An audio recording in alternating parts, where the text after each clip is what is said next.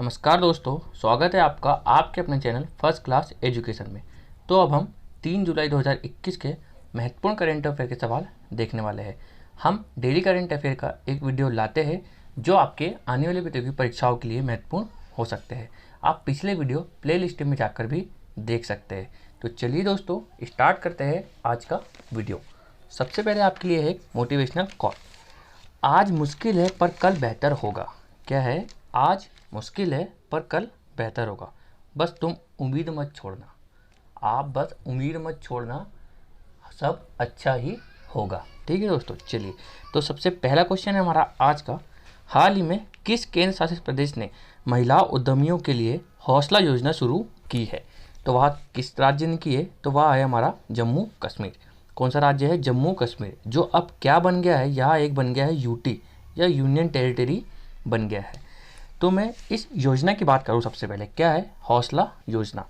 इसमें महिला उद्यमी के लिए व्यावसायिक उत्पादों को आसानी से बाजार तक लाने में सुगमता होगी। क्या होगा? जो महिला उद्यमी है इसमें, उन लोगों को क्या होगा, उनके जो प्रोडक्ट है या उत्पाद है उनको कहाँ लाना है? इनको बाजार में लाना या इसको सुगम बनाना ही इसका मूल उद्देश्य हो जाता है। अब जम्मू कश्मीर की बात करें तो जम्मू कश्मीर के जो राज्यपाल है वह कौन जाते हैं? हमारे उपराज्यपाल कौन जाते हैं? मनोज सिन्हा।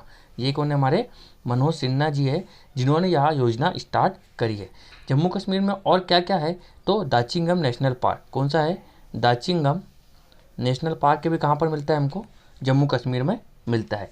यहीं पर क्या मिलता है? वियान एक गाँव है। कौन सा है? वियान, जहाँ पर इसने क्या किया है? 100% वैक्सीनेशन वाला गांव बन गया है। वयस्क आबादी का 100 वैक्सीनेशन इसने कर दिया। कौन से गांव ने? वियान गांव ने। और जम्मू कश्मीर को ही जीआई टैग की बात करूं मैं तो केसर का जीआई टैग और जाफरान, क्या है? एक फल है जाफरान जिसका जीआई टैग मिला है। और इसकी खेती को क्या बोलते हैं? तो इसकी खेती को क्या बोलते हैं? यहाँ करेबा बोलते हैं। यह क्वेश्चन बहुत बार पूछा जा चुका है कि करेबा का संबंध किससे है? तो केसर और जाफरान की जो खेती होती है, खेत होते हैं, उसको क्या बोलते हैं? हम करेबा बोलते हैं। ठीक है दोस्तों, चलिए आगे चलते हैं और कुछ महत्वपूर्ण योजनाएं के बारे में हम आपसे बात करते हैं जो हाल ही में लॉन्च भी हुई है। मिशन हौसला। मिशन हौसला कौन से राज्य की है? तो उत्तराखंड की है। कौन से राज्य की? यहाँ उत्तराखंड की हो जाती है। अंकुर योजना प्राण स्वास्थ्य अवार्ड भी इसको मिला है। यहाँ कहाँ की है? तो यहाँ एमपी की हो जाती है, जो वृक्षारोपण से संबंध रखती है। कोविड फटे योजना किसकी है? तो यह है पंजाब की। कहाँ की है? यहाँ पंजाब की हो जाती है। मेहतारी दुलार योजना हो जाती है छत्तीसगढ़ की। स्मार्ट किचन योजना हो जाती है केरल की। और प्यार का पौधा हो जाती है बिहार राज्य की। कहाँ की? बिहार राज्य की यहाँ हो जाती है। और चिरंजीवी का योजना का संबंध किससे है? तो यह राजस्थान से है। और जहाँ वोट वहाँ वैक्सीनेशन, यहाँ कहाँ की है? यह दिल्ली सरकार की है, दिल्ली सरकार की। और SALT जो हमने कल ही डिस्कस करी है, सॉल्ट योजना, यहाँ कहाँ की हो जाती है? आंध्र प्रदेश की यह योजना हो जाती है। यह योजनाएं आपके आने वाले एग्जाम के लिए बहुत ही महत्वपूर्ण हो सकती है। आज का हमारा दूसरा क्वेश्चन है, हाल ही में खोजी गई आइसिस तुकाराम में किस प्रजाति है या कौन सी प्रजाति है? तो यहाँ पर ऑप्शन है मछली की, डायनासोर की, मकड़ी की या सांप की। तो यह हो जाती है मकड़ी की। किसकी प्रजाति होती है फ्रेंड्स? यह हो जाती है मकड़ी की। अब इसका जो नाम है वह रखा गया है शहीद तुकाराम आमले। कौन है? शहीद तुकाराम आमले जो है उनके नाम पर यह जो मछली है इसका नाम रखा गया है। यह कौन थे शहीद? तो जो 26/11 जो था, 26/11 जो अटैक हुआ था, उसमें जो कसाब जो था उसको पकड़वाने में सबसे महत्वपूर्ण भूमिका निभाने वाले तुकाराम जी, इनके नाम पर रखा गया है। इनका जो संबंध है वह किससे है? 26/11 से हो जाता है। इन्होंने क्या किया था? तो कसाब ने जब इनको गोली मारी तो इन्होंने उनकी राइफल पकड़ के रखी थी, तब तक नहीं छोड़ी जब तक कि वहाँ पर इनके साथी लोग आकर उसको पकड़ नहीं लिए। वह एक लौता ऐसा आतंकवादी था जिसको जिंदा पकड़ा था इंडियन पुलिस ने। ठीक है दोस्तों, तो इन्हीं के नाम पर क्या रखा गया है? आइसिस तुकारामी नाम की मछली, मकड़ी का नाम रखा गया है। एक और मकड़ी की एक और प्रजाति मिली है यहीं पर, वहाँ क्या मिली है? फेंटेला चोलकी। कौन सी है? फेंटेला चोलकी है। जो ये दोनों प्रजाति कहाँ मिली है? यहाँ मिली है ठाणे में। कहाँ पर मिली है? यहाँ महाराष्ट्र के ठाणे में यहाँ दोनों प्रजाति इनको मिलती है। अब कुछ महत्वपूर्ण प्रजाति की बात करूँ मैं आपसे, ये हमारे कौन है? यहाँ मकड़ी है और यह है हमारे शहीद तुकाराम जी, इनको शत शत नमन है। ठीक है, चलिए दोस्तों, तो हम कुछ महत्वपूर्ण जो प्रजाति है उनके बारे में बात करें। सिस्टूरा हिरण्यकेशी ये किसकी प्रजाति है? मछली की है। और यहाँ भी कहाँ मिलती है? महाराष्ट्र के अम्बोली क्षेत्र में। कहाँ पर? महाराष्ट्र के अम्बोली क्षेत्र में यहाँ मीठे पानी की मछली हो जाती है। ठीक है दोस्तों, और अम्बोली जो क्षेत्र है उसको हाल ही में महाराष्ट्र ने जैव विविधता भी घोषित किया है, जैव विविधता वाला क्षेत्र घोषित कर दिया गया है। सॉरीपोड कौन है? तो यह है एक डायनासोर की प्रजाति है जो मेघालय में हमको मिलती है। पायरोस्टिया लाल जी है, यह कॉफ़ी की एक प्रजाति है जो कहाँ मिलती है? हमको अंडमान निकोबार में मिलती है। और जाइलोफस दिप्की कौन सी है? जाइलोफस दिप्की है, इसका पूरा नाम क्या है? जाइलोफस जो दिप्की है यह एक सांप की प्रजाति है और यह कहाँ मिलती है? हमको तमिलनाडु में यह मिलती है। ठीक है दोस्तों, महाराष्ट्र की बात करूँ तो यहाँ पे हमको अजंता एलोरा की गुफाएं भी मिलती है। कहाँ पर? महाराष्ट्र में ही। और यहीं पर हमें क्या मिलता है? बीसीसीआई का जो मुख्यालय है वानखेड़े स्टेडियम में, यहाँ बीसीसीआई का मुख्यालय भी यहीं पर है। नरीमन पॉइंट जो बिल्डिंग है वह एसबीआई का मुख्यालय है। आरबीआई का मुख्यालय भी कहाँ पर है? हमारे महाराष्ट्र में। महाराष्ट्र के सीएम की बात कर लूँ तो अभी कौन है? उद्धव ठाकरे जी यहाँ के सीएम हो जाते हैं। और यहाँ गवर्नर की बात करें तो कौन हो जाते हैं? भगत सिंह कोश्यारी यहाँ के क्या हो जाते हैं? गवर्नर हो जाते हैं। ठीक है दोस्तों, चलिए नेक्स्ट क्वेश्चन की तरफ बढ़ते हैं। केंद्र सरकार की तरफ से किस क्षेत्र को दिसंबर 2021 तक अशांत क्षेत्र घोषित कर दिया गया है? तो वह कौन सा है? यह है हमारा नागालैंड। कौन सा राज्य है? यह नागालैंड है, जिसे क्या कर दिया है? अशांत क्षेत्र घोषित कर दिया है। अब इसको क्यों किया है और कैसे किया है और किसके तहत किया है? तो arm force special power act कौन सा है? अफस्पा। अफस्पा जो है इसके तहत क्या किया गया है? इसको अशांत क्षेत्र घोषित कर दिया गया है। यह एक्ट कब आता है इसका? तो इसका आता है एक्ट 1958 में। इसका पूरा नाम क्या है? Armed force special power act. ठीक है, यह इसका पूरा नाम हो जाता है। अब इसके तहत जो राज्यपाल की जो रिपोर्ट आती है उसके तहत क्या होता है? यह क्षेत्र अशांत घोषित कर दिया जाता है। इससे पहले भी यह अशांत क्षेत्र में ही था। नागालैंड की बात करूँ तो यहाँ के जो सीएम है वह कौन है? नेफ्यू रियो है। कौन है? नेफ्यू रियो जी यहाँ के क्या हो जाते हैं? सीएम हो जाते हैं। और यहाँ की जो राजधानी है वह क्या हो जाती है? कोहिमा यहाँ की राजधानी हो जाती है।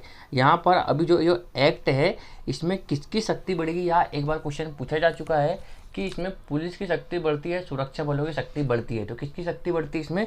सुरक्षा बलों की, जो बीएसएफ वगैरह है हमारे, उनकी शक्ति बढ़ती है। और या किसी को भी शक के आधार पर यहाँ गिरफ्तार कर सकते हैं। ठीक है, इस जो आसान क्षेत्र जब घोषित हो जाता है तो यह शक के आधार पर किसी भी व्यक्ति को गिरफ्तार कर सकते हैं। यह संगीन अपराध होने पर उन्हें आत्महत्या या गोली मारकर भी उनकी हत्या की जा सकती है सुरक्षा बलों के द्वारा। अभी हाल ही में एक अवार्ड मिला है। कौन सा है? Green Oscar. कौन सा है? Green Oscar. इसी का दूसरा नाम क्या है? व्हीटली अवार्ड। कौन सा है?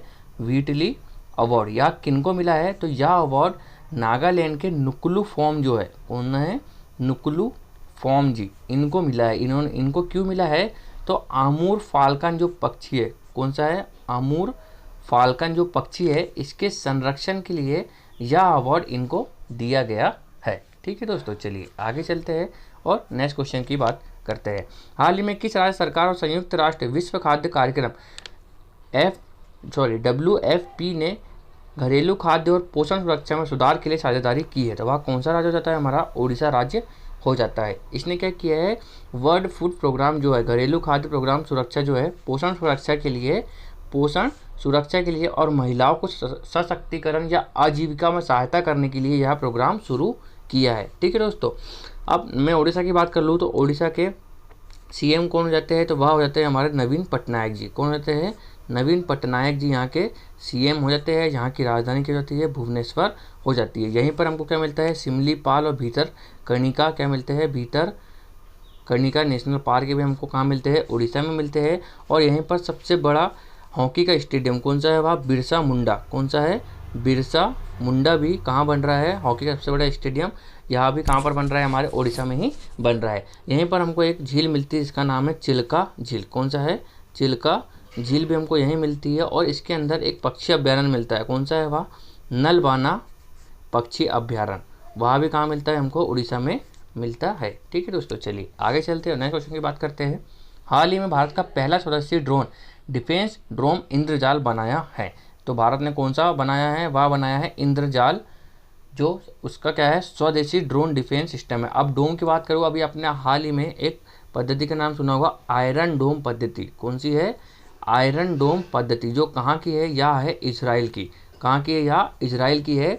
जो क्या करती है इसके तहत, यह रॉकेट को हवा में ही मार देती है। क्या करती है, यह रॉकेट को हवा में ही मार गिराती है। ऐसे ही सेम भारत ने एक स्वदेशी ड्रोन डिफेंस बनाया, मतलब कि ड्रोन को हवा में ही मार देती है या ड्रोन को हवा में ही क्या कर लेती है, लोकेटेड कर लेती है। यह किसने बनाई है, यह बनाई है ग्रेने रोबोटिक्स ने। यह कहाँ की कंपनी है, तो यह हैदराबाद की कंपनी है। कहाँ की दोस्तों, यह हैदराबाद की कंपनी हो जाती है।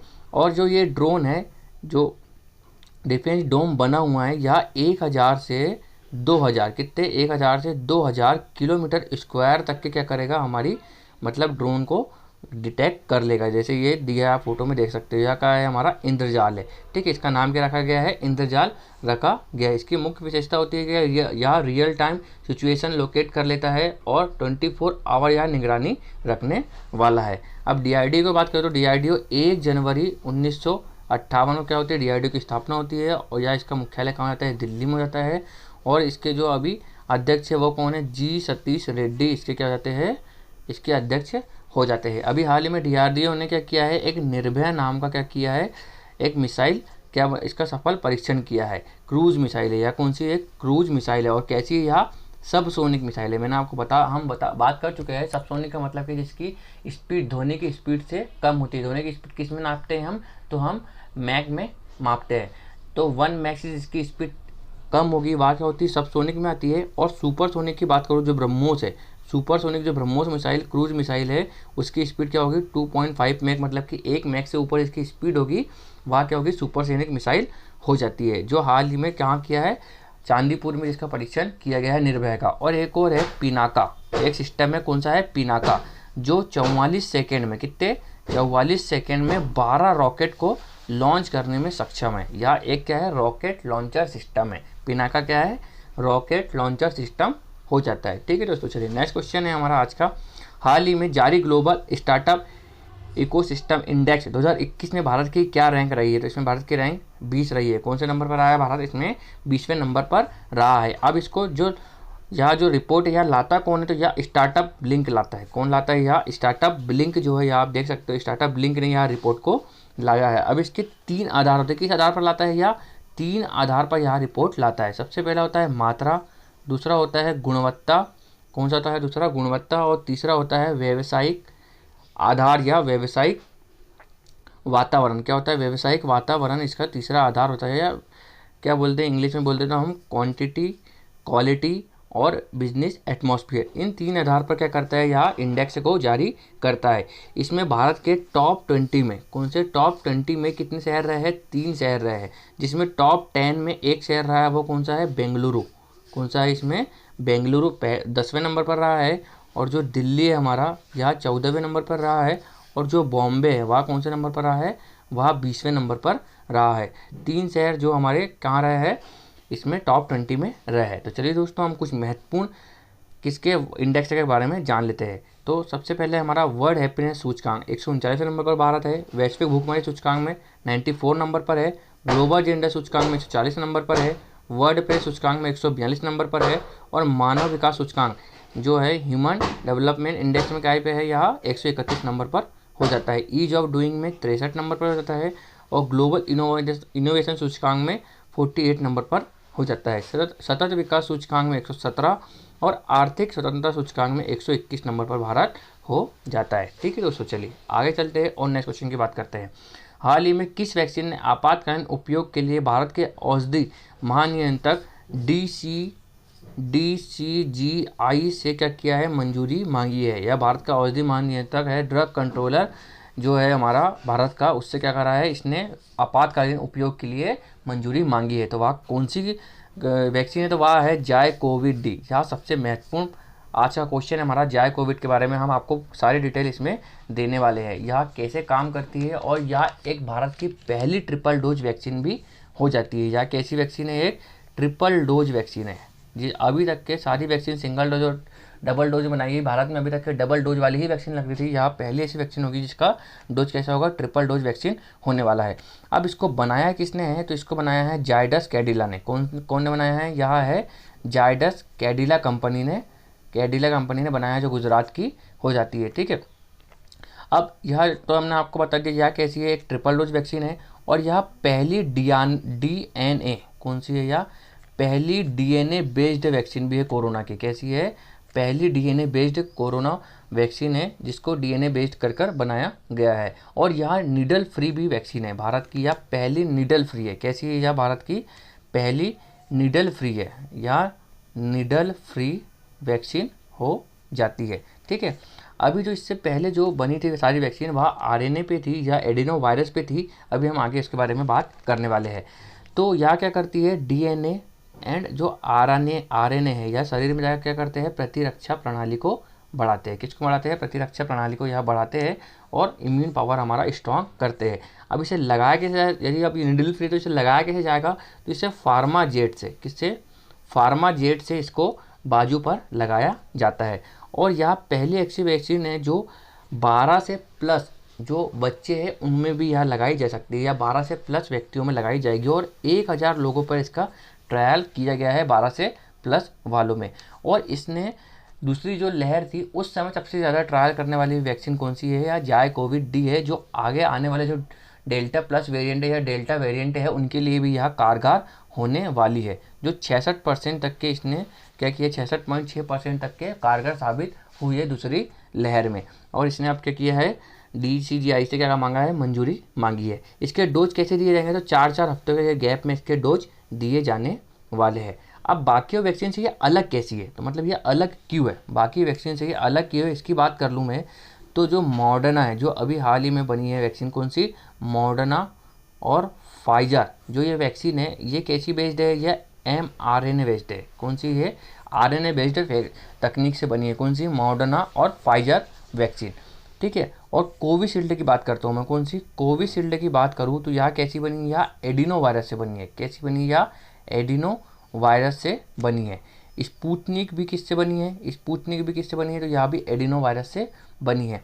अब कोवैक्सीन की बात कर लें हम, जो कोवैक्सीन है यह किससे बनी है, तो यह जो निष्क्रिय वायरस है, जो निष्क्रिय है कोरोना वायरस, उसके प्रोटीन से बनी है। कौन सी बनी है, या कोवैक्सीन इससे बनी है। एक और वैक्सीन आने वाली है हमारी, कार्बोवैक्स। कौन सी है, कार्बोवैक्स है, जो कुछ सक्रिय वायरस के प्रोटीन से बनी है। ठीक है, तो ये इसमें अंतर हो जाता है। यह पहली DNA बेस्ड वैक्सीन भी हो जाती है। और इसकी मंजूरी कब, यदि अगस्त तक के इसकी मंजूरी मिल जाती है तो यह हर हफ्ते 1 करोड़ डोज बनाने का इसने लक्ष्य रखा। हर महीने, कौन सा, हर महीने क्या करेगा, 1 करोड़ डोज बनाएगा।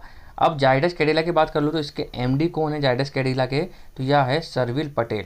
कौन हो जाते हैं, सरवीर पटेल इसके क्या जाते हैं, MD हो जाते हैं। तो आई होप दोस्तों आपको यह सारी चीज़ें समझ में आई होगी। चलिए नेक्स्ट क्वेश्चन है हमारा आज का, हाल ही में किस देश को WHO ने मलेरिया मुक्त घोषित कर दिया है, तो वह कौन सा देश है, चीन है। अब ऐसा कब होता है, तो WHO कब किसको मलेरिया मुक्त घोषित करता है, यदि पिछले 4 साल में या 3 साल में कोई भी मलेरिया केस नहीं आता है आपके यहाँ, तो आप क्या हो जाते हैं, मलेरिया मुक्त घोषित हो जाते हैं। इंपॉर्टेंट है यहाँ पर मलेरिया। तो मलेरिया की बात करूँ तो मलेरिया किससे होता है, तो इसका जो रोगवाहक होता है वो क्या होता है, प्लाज्मोडियम। कौन सा होता है,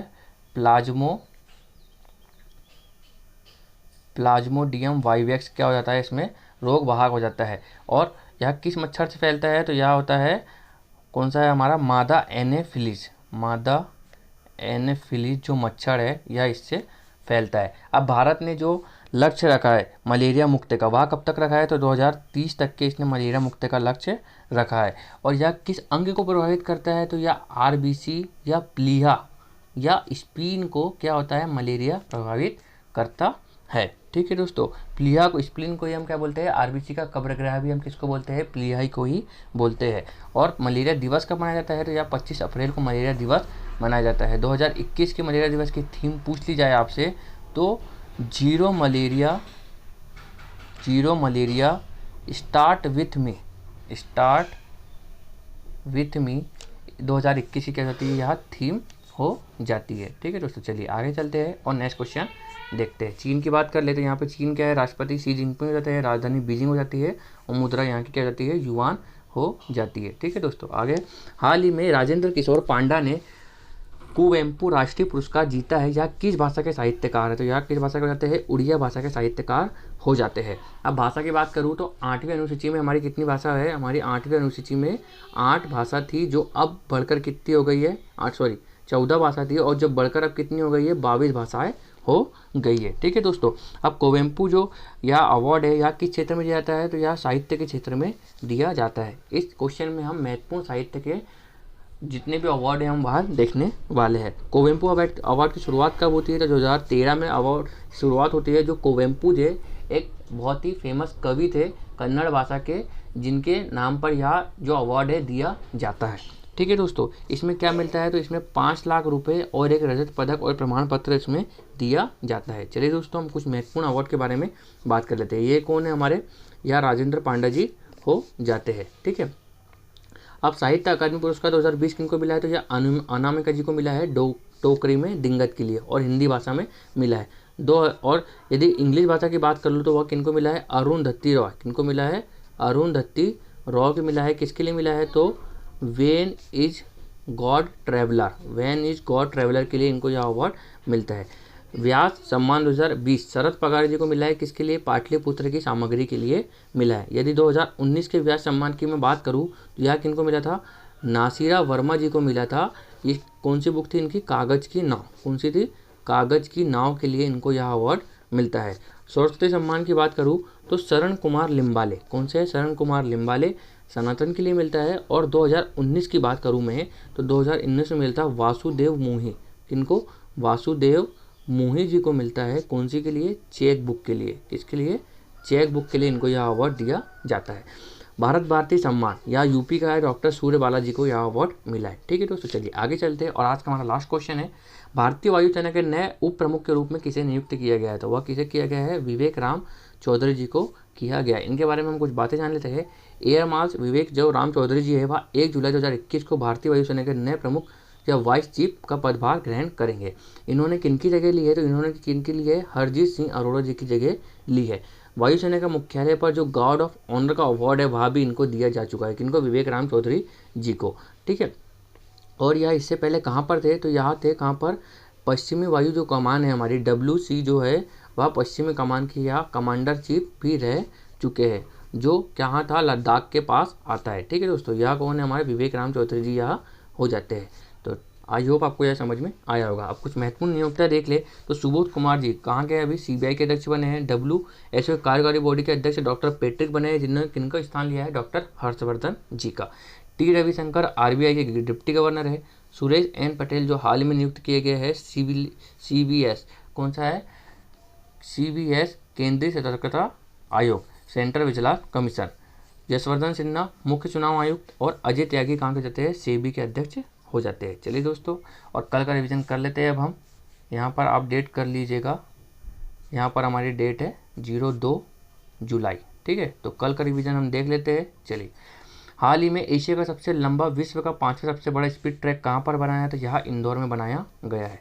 नेक्स्ट है, हाल ही में कुडनकुलम परमाणु संयंत्र चर्चा में रहा है, किस राज्य में रहा है? तो यहाँ किस राज्य का हो जाता है? हमारा तमिलनाडु का हो जाता है। नेक्स्ट है, 29 जून 2021 को ITU द्वारा जारी वैश्विक साइबर सूचकांक में भारत की रैंक क्या रही है? तो 10वें नंबर पर भारत रहा है। नेक्स्ट है, प्रतिवर्ष राष्ट्रीय चिकित्सक दिवस कब मनाया जाता है? तो यहाँ 1 जुलाई को मनाया जाता है। नेक्स्ट है, 30 जून 2021 में शतरंज में सबसे कम उम्र के ग्रैंड मास्टर कौन हो जाते हैं? तो वह बन जाते हैं अभिमन्यु मिश्रा, जो 12 वर्ष और 4 महीने में यह इन्होंने उपलब्धि हासिल की है। SALT जो कार्यक्रम है वह किस राज्य का जाता है? तो यह आता है आंध्र प्रदेश का, जिसके तहत एजुकेशन में सुधार के लिए यह कार्यक्रम चालू हुआ है। अविश्वास प्रस्ताव के बाद प्रधानमंत्री स्टीफन लोफेन कहाँ के हैं? तो यहाँ इन्होंने इस्तीफा दिया है। तो यहाँ है स्वीडन के। कहाँ के हैं? स्वीडन के हो जाते हैं। इसकी राजधानी क्या हो जाती है? हमारी स्टॉकहोम हो जाती है। चीन मंगल पर अपना मानव विमान भेजने वाला है, वह कब तक भेजने वाला है? तो यहाँ भेजने वाला है 2033 तक के। कब तक भेजने वाला है? यह 2033 तक के यहाँ भेजने वाला है। नेक्स्ट है, हाल ही में G20 विदेश मंत्रियों की बैठक की मेजबानी किस देश ने की है? तो यहाँ किसने की है? यहाँ इटली ने इसकी मेजबानी की है। चलिए नेक्स्ट है, और फाइनेंशियल टास्क फोर्स जो है FATF ने पाकिस्तान के बाद किन जो देश है उनको निगरानी के लिए और मतलब शामिल किया है? तो वह है फिलीपींस, माल्टा, हैती और एक है दक्षिणी सूडान। कौन सा है? दक्षिणी सूडान जो देश है इनको भी इन्होंने क्या कर लिया है? सभी देशों को शामिल कर लिया है। ठीक है दोस्तों, आई होप आपको यह सेशन पसंद आया होगा आपको, या हमारे वीडियो पसंद आते हैं तो इसे लाइक कीजिए और ज़्यादा से ज़्यादा लोगों में शेयर कीजिए, और ऐसी वीडियो देखने के लिए हमारे चैनल को सब्सक्राइब भी कर लीजिए। थैंक यू सो मच दोस्तों।